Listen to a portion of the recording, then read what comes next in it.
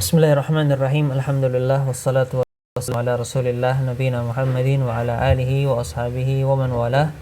Allahumma anfa'na bima 'allamtana wa 'allimna ma yanfa'una wa zidna ilma.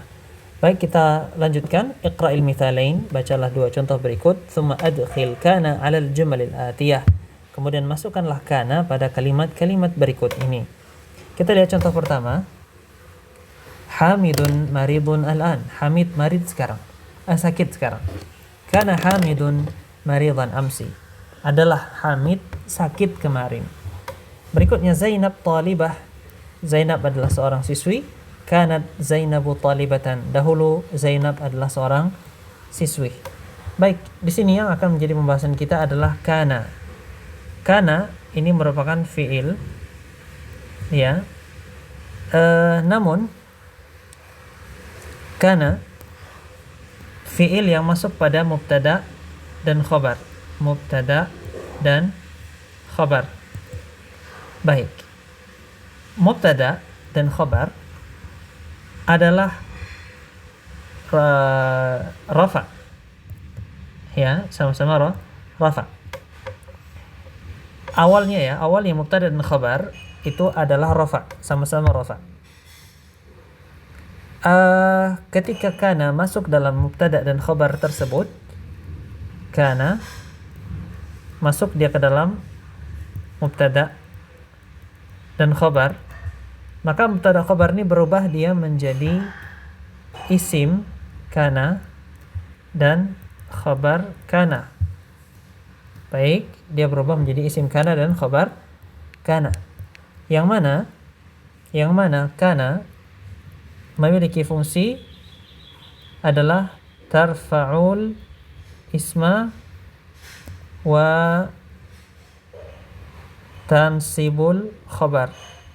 Artinya adalah kana menjadikan isimnya rafa dan menjadikan khobarnya nasab. Nah, ini dia. Menjadikan isimnya rafa, menjadikan khobarnya nasab. Kita kembali kepada rumus di bawah ini. Ketika kana masuk, maka mubtada berubah menjadi isim kana, khobar berubah menjadi khobar kana. Maka kita simpulkan isim kananya dalam keadaan rafa, khobar kana dalam keadaan nasab. Baik, ini dia rumusnya yang mesti kita pahami. Baik, kita lihat kepada contoh yang dibuat oleh muallif. Hamidun marid al-an. Hamid ini sebagai mubtada, ya, mubtada, marid sebagai khobar. Dan kita lihat Hamidun adalah dhammah sebagai tanda rafa, marid juga dhammah sebagai tanda rafa. Ketika masuk kana, Hamidun maridan. Hamid sebagai isim kana dan dia tetap dalam keadaan rafa, maridan dia menjadi khabar kana dan berubahlah dia menjadi nasab. Karena fungsi dari kana yang telah kita katakan tadi, merafakkan isim dan menasabkan khabar. Baik, berikutnya juga pada Zainab talibah. Ya, Zainab adalah mubtada, talibah adalah khabar. Masuk kana. Nah, di sini berbeda kana dan kanat. Mengapa berbeda? Kalau kana ini adalah huwa, kalau kanat adalah hiya. Ya, karena Zainab ya. Maka inilah salah satu tanda bahwasanya kana merupakan fiil, yaitu dia bisa bersambung dengan ta ta'nits as-sakinah. Ta ta'nits as-sakinah ini tanda untuk fiil. Ketika sebuah kata kemasukan ta ta'nits as-sakinah, maka dia adalah fiil. Gitu ya. Baik. Kanat Zainab. Zainab sebagai isim kana dan dia adalah rafa, dan talibah sebagai khabar kana dan dia adalah nasab. Demikian, semoga dapat dipahami. Kemudian tugas kita memasukkan 1 sampai 10, ya, wahid ila asyarah. Kita masukkan kana padanya. Saya ambil contoh 1, al-ma'u baridun. Al-ma' sebagai mubtada, baridun sebagai khabar. Masuklah kana di sini. Maka jadilah ya al-ma'u, kana al-ma'u, ya, baridan. Airnya dingin. Kana al-ma' baridan. Tadinya atau dahulu airnya dingin. Maka kana, ya, secara umum artinya Kana, afwan, ya, kana artinya adalah untuk menceritakan sesuatu yang lampau, untuk menyatakan keterangan waktu lampau, ya. Tapi hal itu dikecualikan pada asmaullah. Asmaullah yang mana kita dapati bisa wa kana Allahu ghafuran rahima, wa kana Allahu, ya, ghafuran rahiman sebagai contoh, ya, afwan. Wa kana Allahu ghafuran rahima. Ini artinya adalah Allah Maha Pengampun lagi Maha Penyayang. Bukan berarti Allah Maha Pengampun lagi penyayang dulu saja. Artinya sejak dulu sampai hari kiamat nanti Allah senantiasa Maha Pengampun lagi Maha Penyayang. Baik, kita lanjutkan.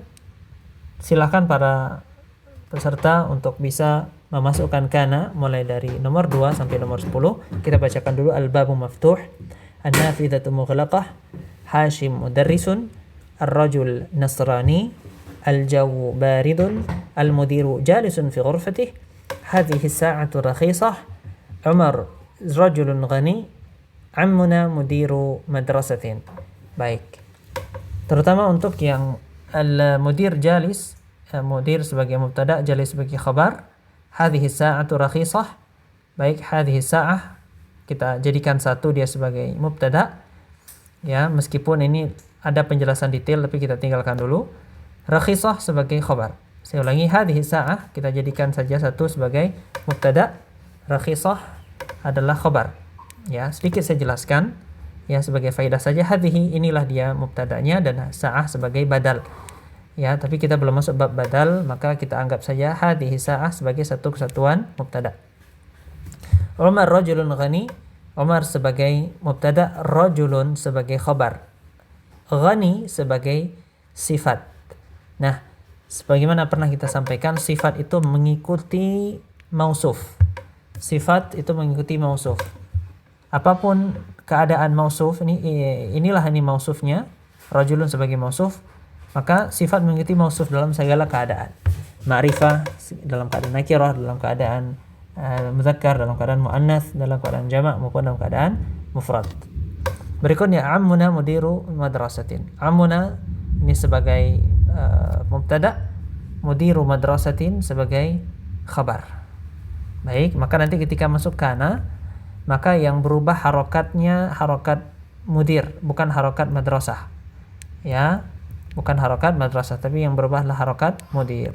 Wallahu alam bisawab. Kita lihat berikutnya, Hamidun talibun. Hamid mubtada, talib sebagai al-khabar. Ketika masuk kana, Hamid berubah menjadi isim kana, talib sebagai khabar kana, sebagaimana yang kita jelaskan barusan. Wallahu alam bisawab. Hadanallahu wa iyyakum ajma'in. Subhanakallahumma bihamdika asyhadu an la ilaha illa anta astaghfiruka wa atubu ilaik.